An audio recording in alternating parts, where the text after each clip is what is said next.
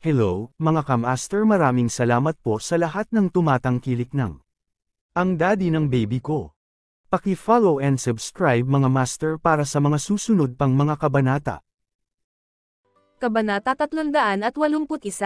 Kaya lang makabalik sa opisina si Anastasia habang nagtataka kung bakit ayaw magmaiting ng ginang hanggang sa tumila ang ulan sa kafe.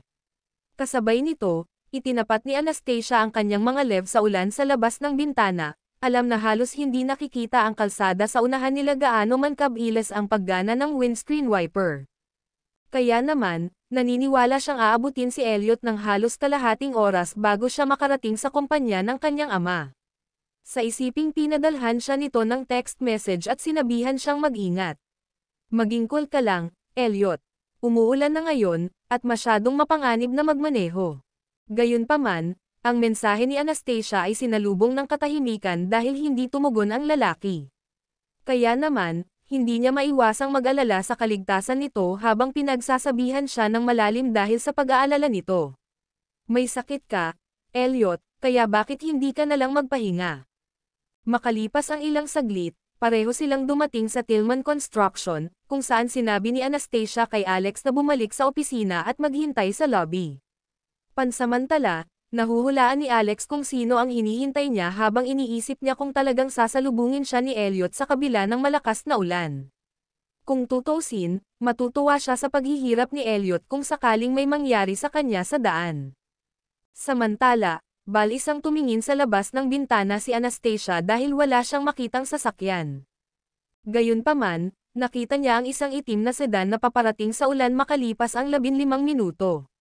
Habang unti-unting lumilinaw ang view, nakilala ni Anastasia ang Rolls-Royce Phantom ni Elliot at nakahinga siya ng maluwag hanggang sa napagtanto niyang may nakaparada na truck sa lobby na hindi nagtagal pagkatapos itong may baba. Dahil doon, hindi makapagmaneho si Elliot papasok sa gusali at walang paraan para makapasok sa lobby nang hindi nabasa. Kaya naman, isang lumingalinga si Anastasia sa paligid para sa driver para paalisin niya ang truck, at nakita niya ang mga headlight ng sasakyan ng lalaki na patay sa ulan. Pagkatapos, tumakbo si Elliot papunta sa gusali nang hindi man lang nagdadala ng payong sa kanya, inilagay si Anastasia sa gilid habang desperadong nagmamadaling pumasok sa pinto at sinalubong ng basang-basang hitsura ng lalaki. Kasabay nito, tuwang-tuwa si Elliot nang makita siya habang sabik na naghihintay sa kanya sa kabila ng magulo nitong hitsura. Bakit ka pumunta dito? Hindi mo ba alam na bumubuhos na sa labas? Si Anastasia ang nagturo sa lalaki. Gayunpaman, nakangiting tumugon si Elliot, nakatingin sa kanya na may magiliw na ekspresyon sa kanyang mukha habang ang tubig ay tumutulo sa kanyang buhok. Kahit na ilagay sa panganib ang buhay ko, gagawin ko ang lahat nang makita lang kita. Pagkatapos ay kumuha si Anastasia ng tissue paper sa kanyang pitaka at pinunasan ang basang buhok ng lalaki, pati na rin ang mga patak ng tubig sa kanyang balikat. Bigla niyang naramdaman ang braso ng lalaki na pumulupot sa kanyang baywang bago niya natagpuan ang sarili sa mahigpit nitong yakap. Ikaw, galit na tumangala si Anastasia kay Elliot. Pagkatapos ng lahat ng masasakit na sinabi mo sa akin, hindi mo pa rin maitatanggi na nagmamalasakit ka sa akin. Nakatitig sa kanya si Elliot. Ayoko. Napaiwas siya ng tingin. Gawin mo. Hinalikan niya ang noo ng ginang, walang pakialam kung may mga taong nakapaligid sa kanila. Sa kabilang banda, si Alex ay nanunood sa likod ng isang haligi habang ang mga mata ay nakatutok sa lalaki at babae sa kanilang lovey-dovey interaction sa lobby. Nakakuyom ang kanyang mga kamao nang walang ideya na may nakatingin din pala sa kanya mula sa kanyang likuran. Aksidenteng nasasagasaan pala ni Erica si Alex at nahuli ang selos nitong tingin nang masilip niya sina Elliot at Anastasia. Kaya naman, mabilis siyang lumapit kay Alex at hinawakan ang braso nito, nabigla sa kanya habang hila-hila siya sa hagdan na katabi lang nila. Pagkasara ng pinto sa likod niya, tumawa ng mahina si Erica at sinabing, parang nagseselos ka, Mr. Hunter, pero sa tingin mo ba mag-aabala pa ang kapatid ko na tumingin sa isang tulad mo? Siya ay isang snob na may mga mata lamang sa isang mayaman at gwapong lalaki tulad ni Elliot. Ano bang pinagsasabi mo, Miss Erica? Hindi ako sumusunod. Tumanggi si Alex na aminin ang kanyang nararamdaman. Gayunpaman, nasaksihan ni Erica ang kanyang naunang reaksyon. Sagot niya, nakita mo naman kung gaano ka-sweet ang kuya ko at si Elliot doon, di ba? Gayunpaman, alam mo at hindi mo ako maalis kay Anastasia kay Elliot. Nang marinig ang mga salita ng ginang, si Alex ay nagseselos ngunit walang magawa.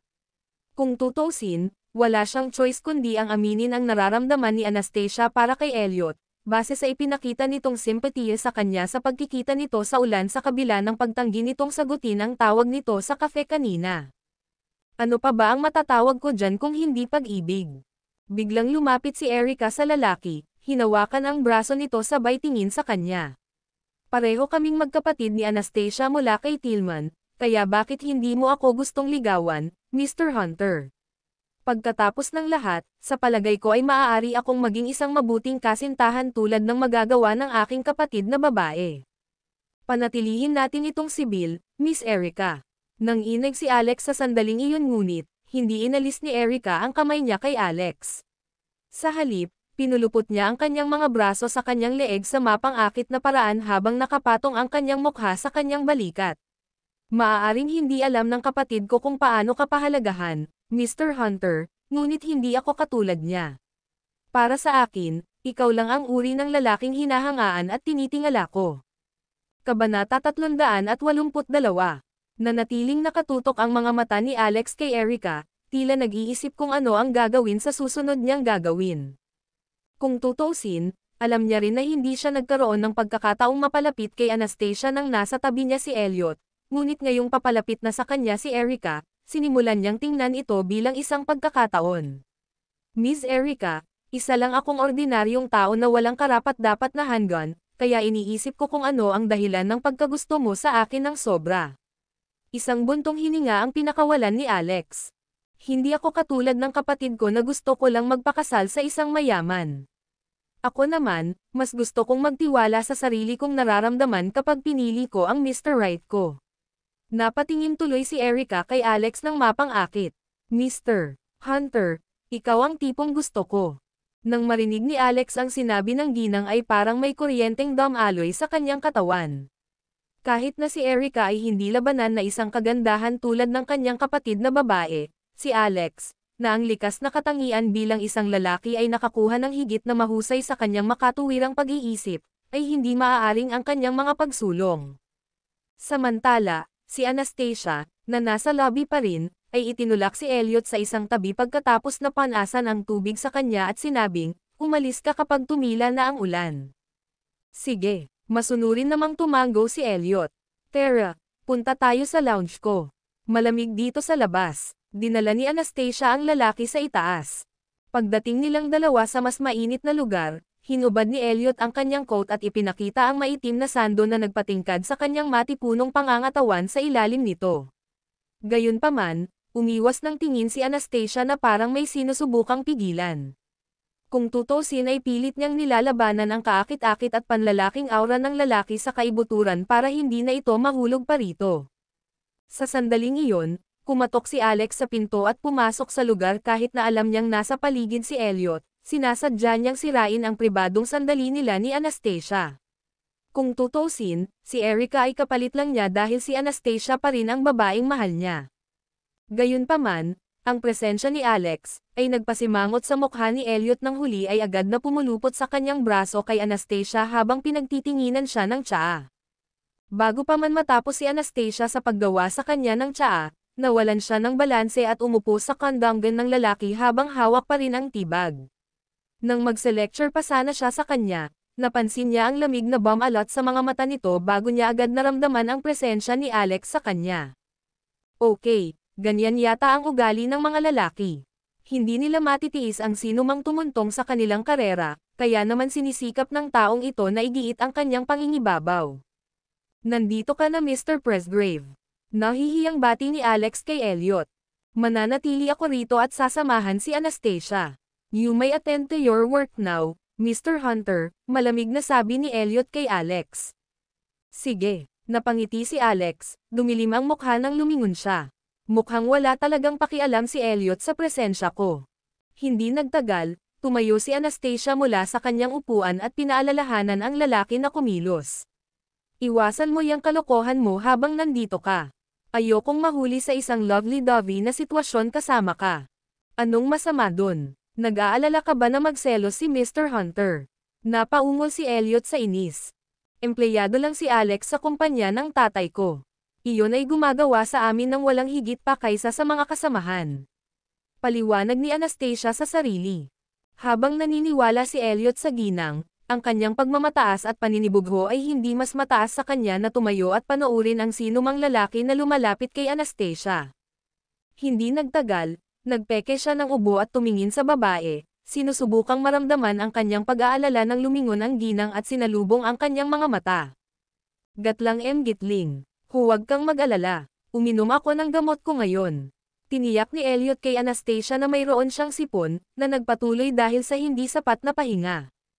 Hindi nagtagal, binuhusan siya ni Anastasia ng isang baso ng mainit na tsaa at sinabing, ikaw lang ang tagapagmana ng lola mo, kaya dapat mong alagaan ang iyong sarili, hindi pa banggitin ang katotohanan na siya ay nasa takip silim na taon na. Samantala, hindi naging masaya si Elliot nang makita ang glacial look nito kahit na may malasakit pa rin ito sa pamilya nito. Huwag mong sisihin ang lola ko, Anastasia. Sa halip, ako ang dapat sisihin. Sinubukan ni Elliot na balikatin ang lahat ng responsibilidad. Dapat ko bang sisihin ang isang 6 na taong gulang na bata sa pangyayari noon? Bilang isang ina na may isang anak na lalaki, maaaring makiramay si Anastasia sa nakababatang sarili ni Elliot at may ugnay ang takot na nagpapahirap sa kanya. Naaalala mo pa ba ang nangyari noon? Umiling si Elliot. Sa totoo lang, humingi ng tulong ang lola ko sa maraming psychiatrist at hypnotist para sa akin noong panahon na iyon. Ipinikit niya kaagad ang kanyang mga mata nang matapos ang kanyang pangungusap, tila sinusubukang hanapin ang alaalang nawala sa kanyang isipan. Bahagyang nanlaki ang mga mata ni Anastasia bago niya hinawakan ang braso ng lalaki. Tama na. Pasensya na po. Kung may maalala lang ako, siguro malalaman ko ang nangyari noon. Humingi ng tawad si Elliot. Kabanata 383. Malapit na. Naalala ni Anastasia ang mga salita ng kanyang ama, na naalala na ang kanyang ina ay hinimok na iligtas ang isang inosenteng buhay dahil sa kagiat na sitwasyon. Kung tutusin, alam niyang hindi tatabi at manunood ang kanyang ina habang malapit nang mamatay ang isang 6 na taong gulang na bata. Kumbinsido na ang lahat ay may likas na hilig sa pagprotekta sa mahihina, naniniwala siyang ang kanyang ina ay naudyukan ng parehong dahilan. Bago niyang ipagsapalaran ang kanyang sarili upang iligtas ang isang inosenteng buhay. Hindi kita sinisisi ng lola mo. Gayunpaman, hindi makumbinsi ni Anastasia ang sarili na bitawan ang nakaraan dahil sa mga salita ni Riley ay napagtanto niya na hindi siya mai-inlove kay Elliot. Kung tutusin, hindi niya maalis ang katotohanan na hindi naging sanhi ng pagkamatay ng kanyang ina, na siyang pumipigil sa kanyang pag-ibig sa kanya dahil naisip niyang magiging unfair sa kanyang yumaong ina kung gagawin niya iyon. Maaari tayong maging magkaibigan, sabi ni Anastasia. Samantala, nainas naman si Elliot sa sagot ni Anastasia, nakakatuwang pakinggan dahil sinusubukan lang nitong i-comfort ito kanina. Kaibigan. Hindi pwede. Hindi ko matatanggap ang relasyon natin bilang magkaibigan. Well, I suppose friends can become. Elliot emphasized his point and marry each other later on. Hindi mo ba iniisip iyon? Umiwas ng tingin si Anastasia at sumagot, hindi. Magiging magkaibigan tayo o estranghero.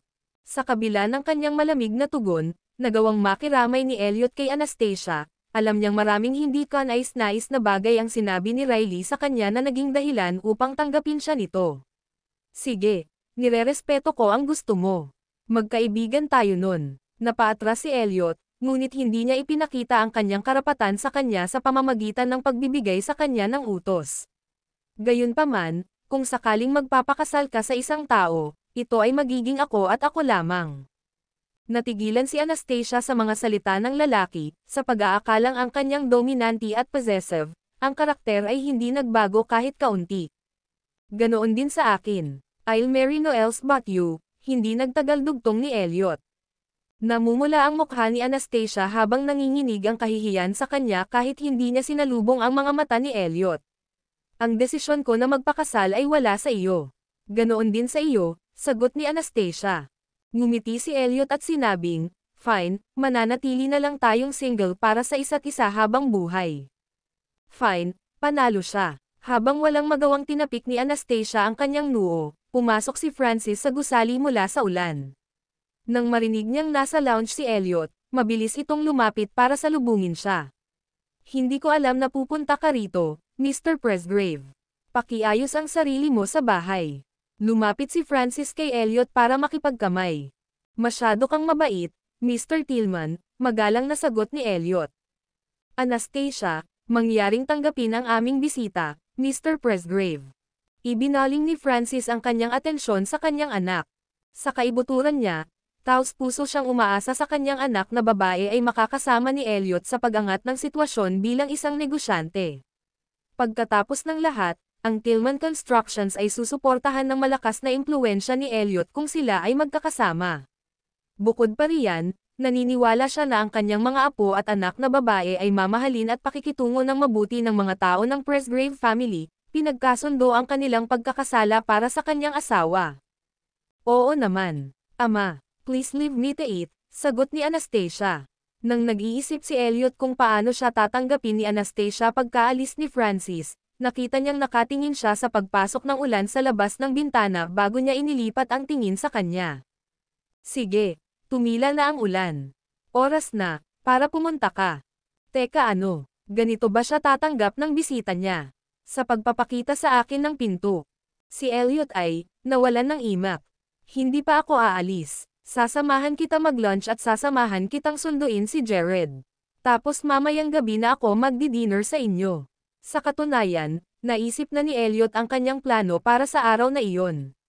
Nagring ang kanyang telepono, kaya kinuha niya ito at sinabing, hindi na ako babalik sa opisina ngayon, kanselahin ang lahat ng aking mga pagpupulong. Bago pa maalala ni Ray si Elliot tungkol sa kanyang trabaho, natapos ng huli ang ika-11. Sabay tingin ni Anastasia sa lalaki na may pagtataka habang iniisip kung ano ang ginagawa niya. Ano ang iniisip ng lalaking ito? Mayroon pa siyang 1 toneladang bagay na dapat hawakan pabalik sa kanyang opisina. Hindi ko kailangan na samahan mo ako dito, Elliot. Sige at asikasuhin mo ang negosyo mo. Ayaw ni Anastasia na mag-aksaya si Elliot ng oras sa kanya, mag-overtime lang siya sa gabi. Ayos lang. Handa akong mag-aksaya ng oras ko sa piling mo. Bahagyang itinaas ni Elliot ang kanyang kilay, sinabi sa ginang na may matigas na tingin sa kanyang mukha na hindi siya susuko. Sa harap ng kanyang katigasan ng ulo, si Anastasia ay nakaramdam ng kawalan ng kakayahan nang hindi alam kung ano pa ang maaari niyang gawin tungkol dito. Ang burgwa ay lumilipat sa isang bagong lokasyon, ngunit pananatilihin namin ang iyong espasyo sa opisina. Maaari kang magtrabaho sa anumang oras. Inalok ni Elliot si Anastasia na bumalik sa burgwa para walang ibang lalaking makalapit sa kanya. Mananatili ako sa kumpanya ng aking ama upang matuto tungkol sa pamamahala ng negosyo pansamantala. Inihayag ni Anastasia ang kanyang mga plano na manatili sa kumpanya ni Francis. Sige, iisipin ko ang iyong desisyon, sabi ni Elliot sa isang magalang na paraan. Nga pala, sino si Aliona? Ang kliyente na dapat kong makilala ay pag-aari niya, ngunit ako ay kinidnap pagkatapos nito. Binanggit ni Anastasia si Aliona kay Elliot. Hindi man niya sinisisi, galit pa rin siya sa nangyari kanina. Kabanata 384. Natigilan si Elliot. Hindi ba dapat ikaw mismo ang humarap sa sarili mong kliyente? Hindi. Sinabi sa akin ni Felicia na ang kliyente sa una ay si Aliona ang haharapin ng harapin at tanungin ko siya tungkol doon kanina, ngunit dahil ang aking disenyo ay nakakuha ng mata ng kliyente, ako ay hiniling na kunin ang negosasyon. Di nagtagal pagkatapos noon, kinidnap ako ng mga alipors ni Riley sa Rendaves, na isang kafe kung saan dapat kong makilala ang kliyente. Ang mga mata ni Anastasia ay puno ng pagtataka. Paano nila nalaman na lalabas ako sa kafe na iyon at mag-park sa partikular na lugar na iyon? Kumunat ang noo ni Elliot at sumagot, Aliona is the illegitimate daughter of my late father's good friend, Lucas Dora. He raised her abroad. Habang si Lucas ay isang iginagalang na senior sa akin, narinig ko mula sa aking lola na sila ay malapit sa isa't isa noong kanilang kabataan. Siya ang illegitimate daughter ni Lucas. Tinaas ni Anastasia ang kanyang mga kilay, bagamat wala siyang paghamak kay Aliona. Sinabi sa akin ni Lucas na alagaan kong mabuti si Aliona, ngunit ipinapangako kong iimbestigahan ko ang bagay sa iyong kliyente. Hindi nais ni Elliot na kumuha ng anumang pagkakataon at ilagay si Anastasia sa panganib. Sige, tumanggo si Anastasia, nakaramdam ng gutom nang tumingin siya sa orasan at napagtantong tanghalian na. May malapit na restaurant, maaari tayong mag-lunch ng magkasama, ngunit kailangan mong bumalik at gawin ang iyong trabaho kapag tapos na tayo, okay? Tanong ni Anastasia na parang hindi na niya hinintay na mawala siya. Sa mukha ng nag-aatubili na tingin ng ginang, mapait na ngumiti si Elliot at sinabing, sige, aalis na ako kapag tapos na tayo sa ating tanghalian. Pag-alis nilang dalawa, pinagmamasdan sila ni Alex sa bintana ng opisina sa ikatlong palapag. Habang nakatitig sa sasakyan ni Elliot habang umaalis ang lalaki, naikuyong ni Alex ang kanyang mga kamao dahil tila hindi na si Anastasia ang taong dati niyang kilala. Sa palagay ko tama si Erica, si Anastasia ay may mga mata lamang para sa mga mayayamang lalaki. It's no wonder hindi man lang siya nag-abalang tumingin sa akin. Pagdating sa restaurant, gumawa si Anastasia ng ilang detalyadong komento ng mag-order para sa pagkain ni Elliot, na hindi direktang nagpahayag ng kanyang hindi malay na pag-aalala para sa lalaki. Kasabay nito, tila masaya si Elliot sa reaksyon ni Anastasia, puno ng lamang at pagmamahal ang kanyang mga mata. Pagkalabas ng waiter sa lounge, nabaling ang atensyon ni Anastasia sa lalaki at nagkataong sinalubong ito ng tingin, napansin ang nakangiti nitong mukha na nakatingin sa kanya. Sa sandaling iyon, huminto si Anastasia sa kawalan ng ulirat ng ilang segundo nang maramdaman niyang nabighani siya sa kanyang kaakit-akit at mahiwagang mga mata. Tigilan mo nga ang pagtingin sa akin ng ganyan. Hinarang ni Anastasia ang kanyang mukha. Anong mali? Hindi ko ba kayang tingnan ang magiging asawa ko? Napangiti si Elliot. Kailangan mong itigil ang sweet talking mo. Hindi ko gustong marinig ang alinman sa mga iyon. Mukhang naiinis si Anastasia, ngunit sa kabila ng kanyang nararamdaman, wala siyang magawa para pigilan ang matamis na usapan ng lalaki. Gusto kong dalhin si Ted sa isang lugar na masaya ngayong weekend. Gusto mo bang ipahiram sa akin ang anak mo ng isang araw? Tanong ni Elliot. Saan mo siya dadalhin? Naunawaan ni Anastasia na iniimbitahan din siya ni Elliot, dahil alam niyang umaasa ang lalaki sa kanyang anak na isama siya. May isang club na may ilang mga bagong programa para sa mga bata, at narinig ko mula sa isang kaibigan na dapat silang subukan. Gusto kong dalhin si Jared doon para maranasan niya ang kasiyahan.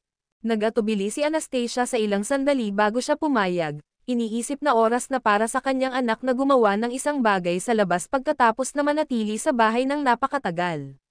Sige na. Isama mo si Jared. Ano naman sayo? Gugugulin ko ang aking holiday style trap. Sa bahay. Alam ni Anastasia na hindi mahuhulog sa lalaki. Gayunpaman, si Elliot ay hindi desperado na makuha ang kanyang puso sa lahat, ngunit alam niya na ang pagkuha ng pabor ng kanyang anak ay makakatulong sa kanya na makamit ang kanyang layunin ng mas mabilis. Na-realize mo ba na magkamukha kami ni Jared? Para tayong mag-ama, di ba? Sinasadyang tanong ni Elliot. Bagamat ayaw aminin ni Anastasia, hindi niya maitatanggi ang katotohanan na labis na gusto ng kanyang anak si Elliot. Aba, magkamukha kasi ang mga gwapo, sagot ni Anastasia, sabay papuri sa anak at kay Elliot. Gaya ng inaasahan, ngumiti si Elliot nang marinig ang sinabi ng babae. Umalis sila pagkatapos kumain ng tanghalian, kung saan dinala siya ni Elliot pabalik sa Tillman Constructions. Bago siya bumaba ng sasakyan, pinaalalahanan siya nito na ilayo siya kay Alex. Layuan mo si Alex.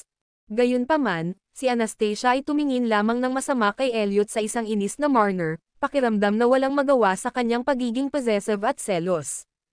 Iniisip ba niya na lahat ng lalaki ay umiikot sa mga kaakit-akit na babae na tulad niya?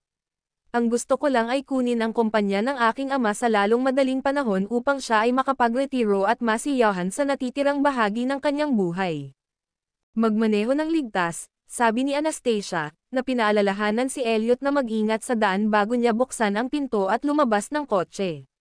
Samantala, alam ni Elliot na nasa puso pa rin siya ni Anastasia kahit hindi siya tumugon sa huling sinabi nito. Kabanata 385. Tila dapat talagang panatilihin niya ang kanyang selos at bigyan siya ng ilang espasyo at kalayaan. Pagkaalis ni Elliot, bumalik si Anastasia sa opisina ni Francis upang hanapin si Erica na hinihila ang manggas ng kanilang ama, buttering up sa kanya. Dad, I swear kaya kung gawin ang kaya ni Anastasia. Hayaan mo akong magtrabaho dito. Hindi. Putulin mo na at umuwi ka na. Napaka-bias mo, Dad. Hindi mo ako mahal. All you care about is Anastasia. Angal ni Erica habang lumingon sa galit, buti na lang ay naabutan niya si Anastasia na papalapit. Doon, sumili ang matinding hinanakit sa kanyang mga mata. Samantala, sinusuyo naman ni Francis si Erica nang makita si Anastasia. Okay, pag-usapan natin ito sa ibang pagkakataon. Anastasia, umalis na ba siyang Master Presgrave? May ilang kliyente na darating sa hapon. Dapat kilalanin mo sila. Bumalatay ang galit sa mga mata ni Erica nang marinig ang mga salita ng kanyang ama. Tiyak na, nakikita ni tatay si Anastasia bilang kanyang tanging kahalili. Dad, ipakilala mo rin sila sa akin. Bakit hindi mo hilingin kay Alex na maglibot muna sa iyo? Sa lakas ng loob, sinubukan ni Francis na paalisan ang kanyang nakababatang anak na babae. Sa totoo lang, bakit may gustong gawin si Erica sa kumpanya? Matagal na niyang gustong umalis, dahil wala siyang interes sa mga bagay na humahamon sa kanyang utak. Kung ganoon, hahanapin ko si Mr. Hunter. Nakatutok na ngayon si Erica sa pang-aakit kay Alex. Pagkaalis ni Erica ay bumaling si Francis kay Anastasia. Nakaayos ka na ba kay Young Master Presgrave? Namula si Anastasia dahil doon. Nanumpa siya na walang makakatakas sa mga mata ng kanyang ama. Actually, hindi natin masisisi ang mga Presgrave dito. Ang ginawa ng iyong ina ay wala sa instinct, at wala itong kinalaman sa sinuman. Kung nanonood siya, gusto niyang makasama ka ni Young Master Presgrave. Bakit ganoon? Tumingin si Anastasia sa kanyang ama, nalilito. Iyon ay dahil ang utang ng mga Presgrave sa iyong ina ay magkakaroon ng maayos na pakikitungo ni Young Master Presgrave sa iyo at kay Jared sa buong buhay mo. At least, hindi kanya pababayaan o magkakaroon ng isyo kay Jared. Dahil sa mga salita ng kanyang ama, naibsan ang kalungkutan at pag-aalinlangan sa loob ni Anastasia. Sinabi lang ni Riley ang mga salitang iyon para paghiwalayin sila ni Elliot. Kung ganoon, bakit siya magtitiwala sa isang mamamatay tao? Ang nararapat mabulok sa impyerno ay siya. Naiintindihan ko, Dad. Tumanggaw si Anastasia. Mabuti iyan. Maya-maya, nagring ang phone ni Francis. Sinagot niya ang tawag at sinabing, sige, 5 na tayo. Anastasia, halika at samahan mo akong magtanghalian. Dahil dito, sinundan ni Anastasia ang kanyang ama upang makipagkita sa ilan sa kanyang mahahalagang kliyente habang si Erica ay tumambay sa opisina ni Alex, na walang balak na umalis. Mr. Hunter, pwede mo ba akong turuan ng accounting? Erica, hindi mo maaaring hawakan ang mga papel na ito. Nagbago ang paraan ng pakikipag-usap ni Alex sa kanya. Ibinaba ni Erica ang mga papel doon at umupo sa tabi niya, natural na nakapatong ang kamay niya sa binti niya. Available ka ba mamayang gabi, Mr. Hunter? Bakit hindi tayo sabay mag-dinner? Tingnan mo ang ginagawa mo. Nasa office tayo. Sa kabila ng sinabi nito, hindi inilalayo ni Alex ang kanyang binti. Si Erica ay nawawalan ng ginhawa ng isang lalaki kani-kanina lamang, at sinimulan niyang makita si Alex na nakalulugod sa mata. Natatakot ka bang mamuhay mag-isa, Mr. Hunter? Gusto mo bang samahan kita? Sa sandaling iyon, bumulong siya sa kanyang tainga, magagawa namin ang anumang gusto mo. Nanigas ang katawan ni Alex nang marinig iyon, at tumingin siya kay Erica. Kahit na hindi siya kasing ganda ni Anastasia, hindi rin siya hindi kaakit-akit. Naturally, paano niya malalabanan ang tukso kapag inaalay niya ang sarili sa isang pinggan na pilak? Hindi naman siya gentleman. Si Anastasia ay parang bulaklak sa gilid ng bangin, mahirap mamites. Isa pa, ngayong nasa tabi niya na si Elliot, mas naging imposible na itong makalapit pa sa kanya. Kaya naman, nagpasya siyang tumira sa pangalawang pinakamahusay. Ang pagpapakasal kay Erica ay isa ring epektibong paraan para makuha ang equity ng Tillman Constructions, pagkatapos ng lahat. Erica, gusto mo ba talaga ako? Napatingin si Alex kay Erica na may nagliliyab na tingin habang hawak ang mga kamay nito. Nanlambot si Erica sa isang iglap at nahulog sa kanyang mga bisig. Oo naman, sobrang kaya mo. Isa pa, mataas ang tingin sa iyo ng tatay ko, at kahit ang nanay ko ay gusto ka rin. Kabanata 386.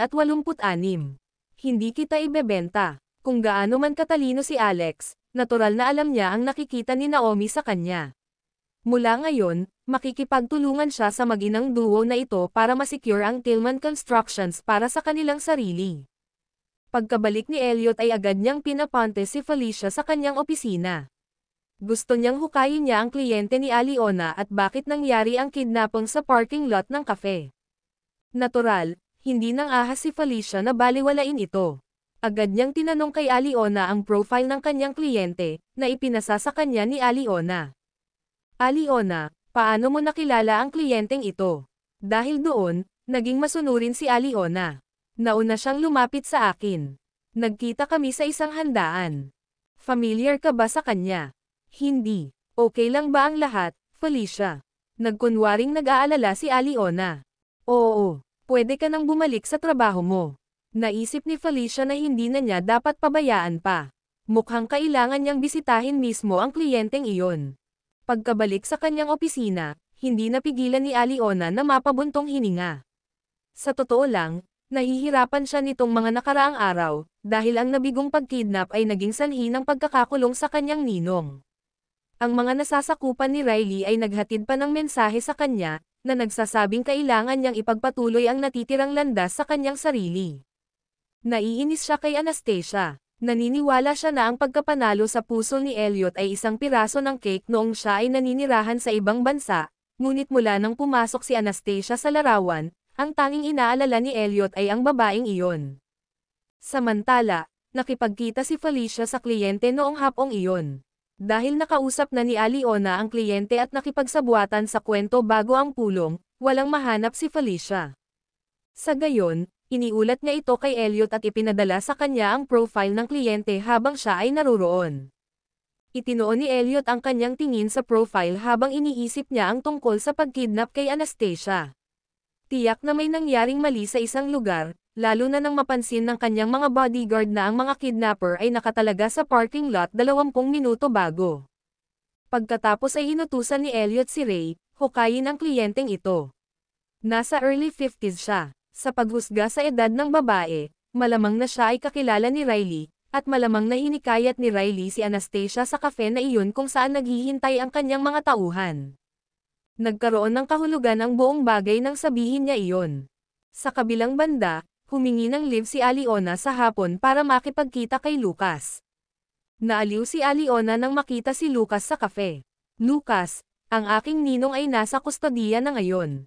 Simula ngayon, kailangan mo na akong tulungan sa iba pa kong plano. Ibigay mo sa akin ang footage ng anak ko, o hindi kita tutulungan. Nagre-rebel si Lucas. Nakalimutan mo na ba ang posisyon mo? Ang iyong anak at ang kanyang footage ay nasa aming mga kamay. Ngayong ibinigay na sa akin ng aking ninong ang lahat ng kapangyarihan, kaya ko nang gawin ang mga bagay kahit anong gusto ko. Sinalubong ni Males ang mga mata ni Aliona habang hawak niya ang tasa sa kanyang mga kamay. Nakaramdam ng galit si Lucas habang nakakuyom ang kanyang mga kamao, ngunit para siyang umaalon na matandang dragon na sinunggaban ng lalamunan, hindi makalaban. Ano ba talaga ang gusto mong gawin ko? Hanapin mo ako ng pagkakataong mapalapit kay Elliot para mabuntis ko at maipanganak ko ang kanyang anak, walang kahihiyang anunsyo ni Aliona. At that, Lucas didn't help dissuading her, ngayong nakulong na ang ninong mo, bakit hindi mo papalitan ang negosyo niya? Makakagawa tayo ng magandang deal, at hindi mo kailangang mag-alala tungkol sa anumang bagay sa buong buhay mo. Magkano lang ang kaya mong ibigay sa akin? Sa pagkakaalam ko, halos lahat ng yaman mo ay naubos na ng anak mo. Maaari mo ba akong bigyan ng 5 bilyon? Kung hindi, wala na tayong mapag-usapan. Ang hinihingi ni Aliona ay daylight robbery. Isa pa, nagpaplano siya ng paraan. Kapag binigyan niya ang mga press grave ng tagapagmana, magkakaroon siya ng higit sa 5 bilyon. Hindi ganoon kadaling mapalapit kay Elliot. Kaya kailangan kong bigyan mo ako ng pagkakataon. Inirapan siya ni Aliona. Isipin mo ang pamilya mo at ang kinabukasan ng anak mo. Nako, alam ni Lucas na kaya lang niyang pagbigyan. Sige, nag-organize ako ng isang charity event lately, at iimbitahan ko siya.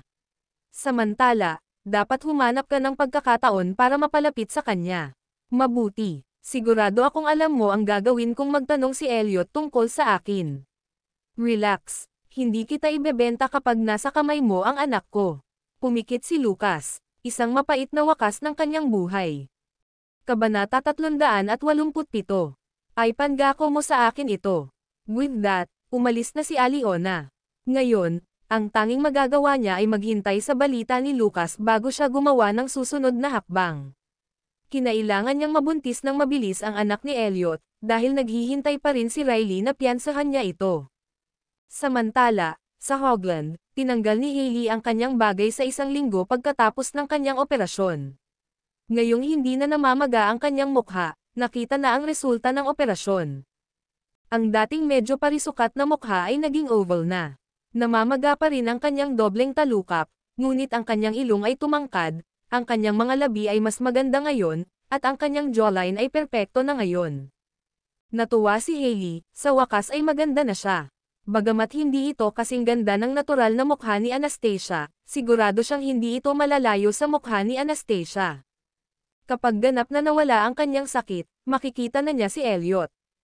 Ang hindi niya inaasahan ay ang mga resulta ay mas mahusay kaysa sa inaasahan niya, at makakauwi siya pagkatapos ng 1 buwan. Tumingin si Hailey sa salamin para hanapin ang kanyang profile at mga feature na katulad ni Anastasia. Napangiti siya doon, ang kanyang tingin ay may pagtatagumpay. Ano kaya ang iisipin ni Anastasia kapag nakita niya ang mukha ko? Masusuklam ba ito sa kanya? Pagkatapos, naisip niya kung tatanggapin siya ni Elliot at biglang umibig sa 1 punto kapag ang kanyang mukha ay ganap na gumaling at nasa tuktok ng kanyang kagandahan. Siguradong hindi malilimutan sa kanya ang gabing 5 taon na ang nakalipas. Kung bigla siyang nagkaroon ng urge na balikan ang nararamdaman, siya lang ang makakapagbigay nito sa kanya. Napakaganda mo, Miss Seymour. A perfect 10, sabi ng ahente sa tabi niya. Gayunpaman, biglang tumigil si Hailey sa pagngiti, at ang kaligayahan ay nawala sa 1 segundo. Walang nagawa ang papuri na ikinatuwa niya. Ang kanyang mukha ay hugis ayon kay Anastasia. Sa madaling salita, ang pagpupuri sa kanya ay parang pagpupuri kay Anastasia, at hindi siya nasisiyahan dito. Mas masahol pa, ang discomfort na ito ay magpapaalala lamang sa kanya ng perpekto at natural na mukha ni Anastasia sa tuwing may pumupuri sa kanya. Sa gabi, pagkatapos maligo si Jared, binalak ni Anastasia na manood ng kanilang TV at magpahinga nang biglang tumunog ang kanyang telepono. Kinuha niya ito at nakitang tumatawag si Elliot. Anong ginagawa niyang tawag dito late? Gayunpaman, sinagot pa rin niya ang tawag. Hello. Pwede ba akong tumambay sa lugar mo? Ngayon lang. Tiningnan ni Anastasia ang oras at nakitang 8:30 PM na. Kakatapos ko lang ng business dinner, dadaan ako sa pwesto mo pa uwi. Gusto kitang makita. Hindi mo ba ako nakita kahapon? Para sa akin, walang segundo na hindi ako tumitigil sa pag-iisip na makita ka. Si Elliot ang naging embodiment ni Mr. Romantic. Si Anastasia naman ay natahimik. Tiyak na magkakaroon na siya ng anak sa ngayon kung ginamit niya ang pagsisikap na ito para manligaw sa ibang babae. Sige, akyat ka na. Sa wakas, sinabi niyang oo. Isang tuwang-tuwa na Elliot ang sumagot, agad-agad. Kaya lang, naging exciting ang isang regular na gabi kasunod ng bigla ang pagbisita ni Presgrave. Pagkatapos noon, tumayo si Anastasia para magtimpla ng tsaa at pumutol ng ilang prutas. Makalipas ang 5 minuto, tumunog ang doorbell. She checked the peephole, and sure enough, a certain someone was standing outside of her apartment. Binuksan niya ang pinto at nakita niyang hindi siya nag-iisa, ngunit may dalang napakaraming gamit. Ang pinakakapansin-pansing bagay ay ang pinakabagong hanay ng mga Legos. Dala-dala ni Elliot ang 2 set sa kanyang kamay habang si Ray ay sumunod sa kanyang likuran na may kasama pang 4. Bakit ang dami mong binili? Hindi alam ni Anastasia kung ano ang magiging reaksyon nang makita ito. Mahal sila ni Jared. Ay spoil mo siya, she pointed out frustratingly. Bakit hindi ka rin pumasok, Mr. Osborne? Niyaya ni Anastasia si Ray. Gayunpaman, gaano siya kalakas ng loob na nananatili kapag ang kanyang amo ay dumating upang gumugol ng ilang oras na may kalidad kasama si Miss Tillman. Gusto niyang mabuhay ng ilang dekada pa. Hindi, salamat. May gagawin pa ako. Masarap mag-chat kayong dalawa. Naisip ni Jared na nakarinig siya ng mga ingay sa labas at lumabas, sumisigaw nang makita niya ang mga set ng Lego sa sopa. Wow! Mahal na mahal kita, Mr. Presgrave. Sa gayon, inihagis niya ang sarili sa mga bisig ni Elliot, na inakay si Anastasia na umiling. Binili na ng lalaking ito si Jared ng buo. Kailangan mong ipangako sa akin ang isang bagay na kinuha mo na ang mga regalo ko. Makinig ka sa nanay mo, at huwag mo siyang idamay. Kabanata 388. Manood ng TV kasama ko. Okay, makikinig ako kay mommy at hindi siya magagalit. Tumango si Jared. Good boy. Sige, magsaya ka. Dahil doon, pumili si Jared ng isang set ng Legos na pinaka-interesado niya at pumasok sa kanyang silid. Samantala, inimbak ni Anastasia ang natitirang mga regalo sa storage cabinet. Bagamat mukhang mas maganda na ngayon si Elliot, nagtanong pa rin siya dahil sa pag-aalala, nalampasan mo na ba ang iyong sipon? Wala na ang lahat ngayon, nakangiting sabi ni Elliot. Salamat sa lahat. Ibinaba ni Anastasia ang kanyang ulo nang makasalubong ang hindi matukoy na tingin nito. Wala akong ginawa, pero hindi mo kailangan. Kailangan mo lang akong ngumiti ng higit pa. Ito ay mas mahusay kaysa sa anumang gamot sa mundong ito. Napangiti si Elliot, ni isang sliver of aloofness ay hindi matagpuan sa kanya tuwing kaharap niya ito. Nahihiya niyang inabot ang mangkok ng prutas sa kanya. Tumigil ka sa pagyayakap at kumain ng mga prutas. Inabot sa kanya ni Elliot ang isang saging out of the blue, nagtanong, gusto mo? Kinuha iyon ni Anastasia sa kanya, pero bigla siyang namula. Hindi salamat. Nakuha agad ni Elliot ang naiisip niya at natawa. Ano sa mundo ang iniisip mo? Ang iyong maliit na isip ba ay palaging napupuno ng maalay na pag-iisip? Namula ang mukha ni Anastasia dahil doon. Oo, nag-overreact siya, ngunit malinaw na sinadya niya ito, hindi ba? Matagal siyang tinawanan ni Elliot bago tuluyang tinulungan ang sarili sa mga prutas. Noon lang, medyo may pagnanasa itong tumingin sa kanya. Huwag mag-atubiling lumapit sa akin kung mayroon kang anumang mga pangangailangan sa bagay na ito. Ayoko. Diretso ang tingin ni Anastasia sa kanya. Ngumiti lang si Elliot, parang incubus, hot as hell. Bumangon si Anastasia at pinuntahan ang mga labahan na nakasabit sa balkonahe, hindi nang ahas na tingnan pa siya. Sa oras na bumalik siya, si Elliot ay nakayuko sa sopa, mukhang pagod. Imbes na manood siya ng TV ay tinitigan siya nito habang hawak ang tiyaan na tinimpla nito para sa kanya. Hindi na mamalayang umabot na ng 9:30 PM, at tumingin si Anastasia sa lalaking nakatambay ng halos 1 oras. Gabi na. Kailan ka aalis? Pwede ba akong matulog sa kama mo ngayong gabi? Naging matako si Elliot. Hindi. Ito ay isang mahirap na pasa. Dahil doon, napabuntong hininga siya. Ang iyong higaan sa akin ay ang pinakamahusay na lunas para sa insomnia, at ang aking ulo ay sumasakit kamakailan. Hindi sigurado si Anastasia kung nagsisinungaling siya o hindi, ngunit nang tumingin ito sa kanya, hinihimas nito ang kanyang mga templo, na tila seryosong sumasakit ang ulo. Sumakit muli ang kanyang puso para sa kanya nang maisip niya kung paano niya ito nagalit sa sakit nitong mga nakaraang araw. Paano ka maliligo at matutulog kung wala kang pamalit na damit? May mga damit ako sa kotse. Ipapahatid ko kay Ray. Sinabi ito ni Elliot na parang naghanda. Kaagad, naisip ni Anastasia na nahulog siya sa kanyang bitag. Espesyal na natulog ang lalaking ito. Mabuti kung ganoon. Hayaan siyang dalhin ito para sa iyo. Pumayag siya na manatili siya sa huli. Agad na lumusot ang kagalakan sa hindi matukoy na tingin ni Elliot. Okay. Hindi nagtagal, dumating si Ray na naghahatid ng mga damit ni Elliot, may terno para sa susunod na araw at isang set ng cotton pajama. Oo naman, sa simula pa lang ay plano na niyang pumunta dito. Dahil doon, pinuntahan ni Anastasia si Jared, naiwan si Elliot na mag-shower at matulog ng mag-isa. Napakasaya ni Jared sa set ng Lego kaya napagod siya, nakatulog kaagad nang tumama ang ulo niya sa unan. Dahil doon, bumangon si Anastasia sa kama upang tingnan kung natulog na rin si Elliot. Gayunpaman, ang mga ilaw sa sala ay nakasindi pa rin, at si Elliot ay nakayuko sa sopa pagkatapos ng kanyang shower, nanunood ng TV sa kanyang itim na nightrobe. Bakit hindi ka pa natulog? Tanong ni Anastasia habang nakayakap sa kanyang mga braso, nanlalamig ang pakiramdam. Taglamig na noon. Hindi ba siya nilalamig sa gayong manipis na damit? Inabot ni Elliot ang kamay sa kanya bilang tugon. Halika rito. Alam ni Anastasia na tiyak na sasamantalahin siya kung pupunta siya sa kanya. Nakakapagtaka, hindi niya ito tinanggihan. Sa halip, kusa itong umupo ng medyo malayo sa kanya. Dahil doon, bumangon si Elliot at umupo sa tabi niya bago hinayla ang babae sa kanyang mga bisig. Manood ka ng TV sa akin saglit, pwede? Mahinang tanong ni Elliot. Kabanata 389. Bigyan mo ako ng halik. Hindi napigilan ni Anastasia na lumambot habang nakasandal sa dibdib nito habang pinakikinggan ang matatag at hindi maiiwasang tibok ng puso nito.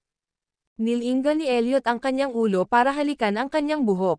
Ang sarap sa pakiramdam na muli siyang nakayakap sa kanya. Ang malawak niyang dibdib ay nagbigay sa kanya ng matinding seguridad, na tila wala siyang dapat ikatakot. Kailan siya nagkaroon? Nagsimulang magustuhan ang pakiramdam na ito. Sabay na pinanood ng mag-asawa ang Business Channel. At muli, nababagay lamang ito sa isang tulad ni Elliot, dahil nagsimula siyang tumango ng napakabilis. Ano ang? Higit pa, siya ay napakasnog sa kanyang mga bisig. Kaya lang, napapikit siya nang hindi niya namalayan, at gumapang ang antok sa kanya. Maya-maya pa, huminga siya ng pantay. Sa pagkakataong iyon, pinatay ni Elliot ang TV at binuhat siya. Gayunpaman, gising na gising si Anastasia at likas na ipinulupot ang kanyang mga braso sa kanyang leeg, tinitigan siya ng may medyo mapagmahal na mga mata. Saan? Isasama mo ba ako? Para matulog. Kasama ko si Jared na tutulog. Wala siyang balak matulog sa kanya. Gayunpaman, dinala pa rin siya ni Elliot sa master bedroom. Walang pinagkaiba. Paano ito magiging pareho? Nawala kaagad ang antok ni Anastasia, at tinungo niya ang pinto nang ibaba siya ni Elliot.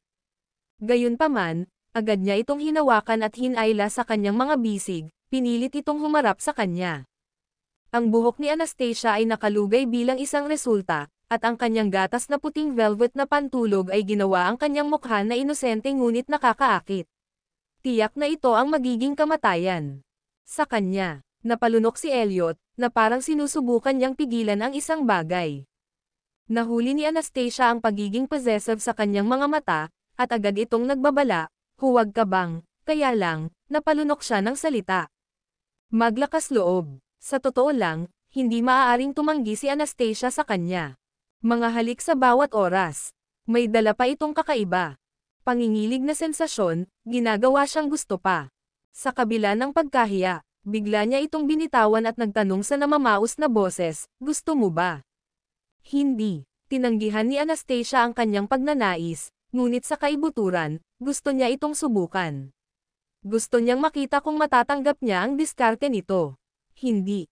Kaya lang, gusto niyang makita kung babalik pa ba ang trauma na idinulot nito. Hindi niya nais na ang trauma mula sa 5 taon na ang nakakaraan ay sumama sa kanya sa natitirang bahagi ng kanyang buhay, dahil gusto niyang maranasan din ang saya ng pagiging isang babae. However, she still pushed him away while saying, gabi na talaga. Dapat maaga kang pumasok. Nasa bahay pa rin si Jared, alang-alang sa langit. Nagtatanong lang si Elliot, pagkatapos ng lahat, mayroon siya. Na gusto ito sa kanyang sarili. Kung hindi niya ginawa, hindi niya gagawin.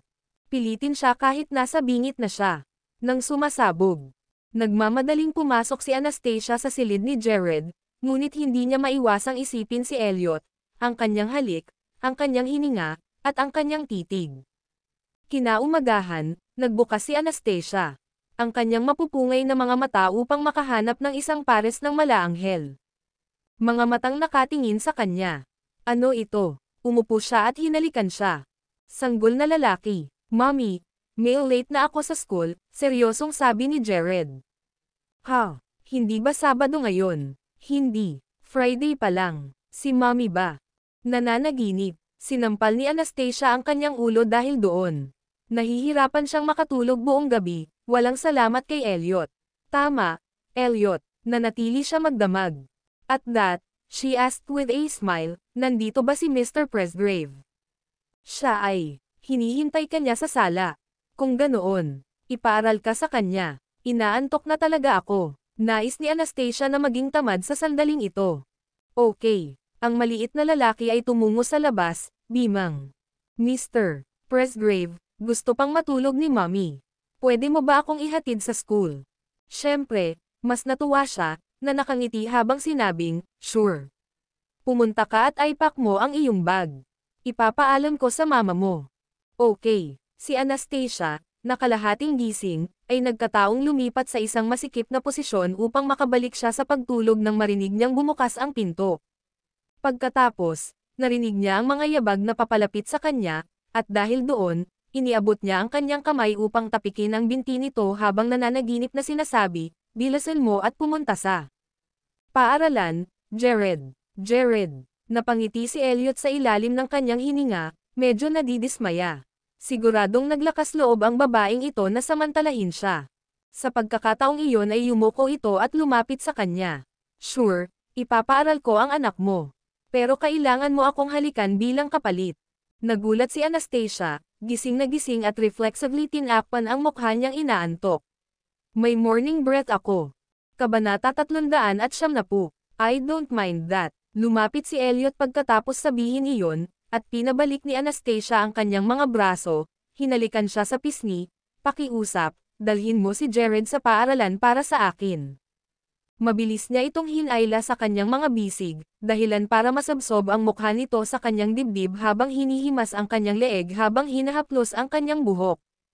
Ang matalik na eksena na karaniwang ibinabahagi sa pagitan ng mga mag-asawa ay nagpabilis ng tibok ng puso ni Anastasia at biglang namumula ang kanyang mukha. Maya-maya lang ay naglakbay ang husky voice nito sa tenga niya.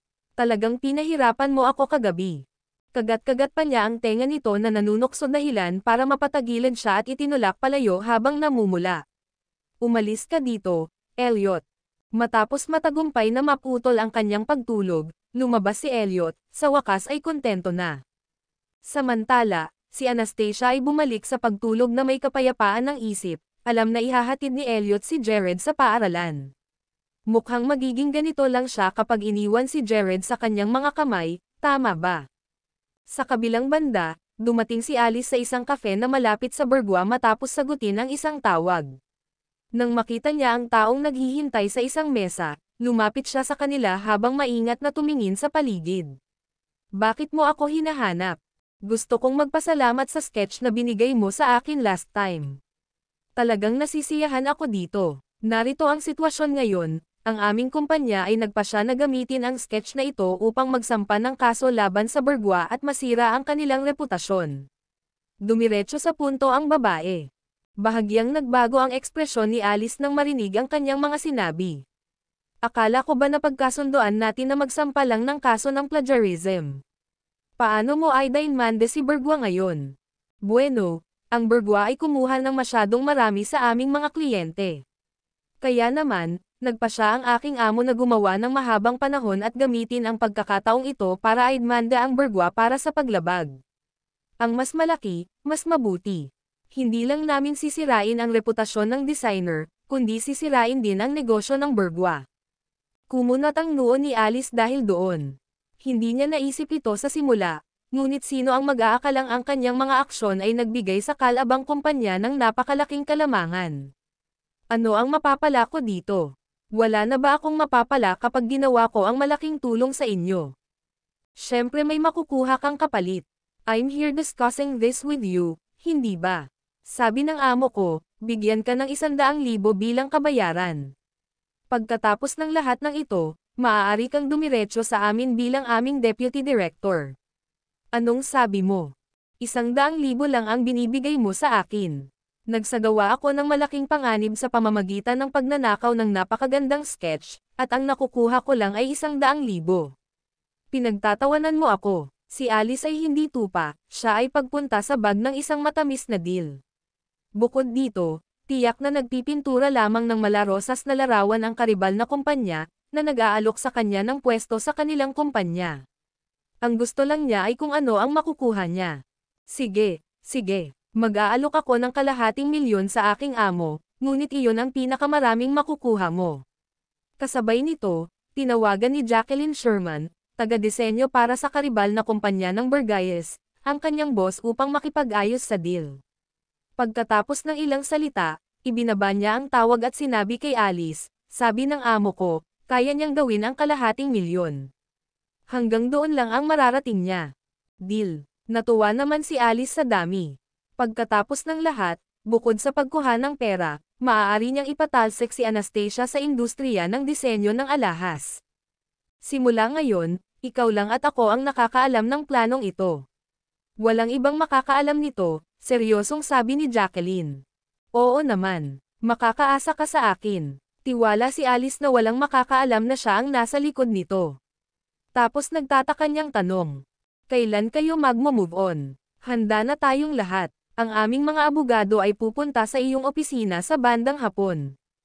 Lumabas ng kafe si Alice na may malisyosong ngiti. Kahit nakasalukuyang nakalib si Anastasia, siya pa rin ang designer ng Bergwa. Hanggat sumabog ang insidenteng ito, wala nang lugar ang babaeng iyon sa industriya ng disenyo ng alahas. Gayunpaman, hindi niya alam ang tungkol sa utang ni Elliot sa Tillman family. Kaya naman, naniniwala siyang iba ang iisipin ng mga Presgrave kay Anastasia kapag sumabog ang insidenteng ito. Magpaalam ka sa pagpapakasal sa Presgrave family, Anastasia. Si Alice ay matagal nang nilalagay ang kanyang galit kay Anastasia, at oras na para sa isang magandang drama. Noong araw na iyon, kababalik lang ng lahat sa Bergwa mula sa tanghalian ng 2 PM nang pumasok sa lobby ang isang grupo ng mga lalaking nakasweet at dumiretso sa opisina, mukhang mabagsik. Pagkatapos, sumigaw ang nangungunang lalaki, gusto kong makausap ang direktor mo.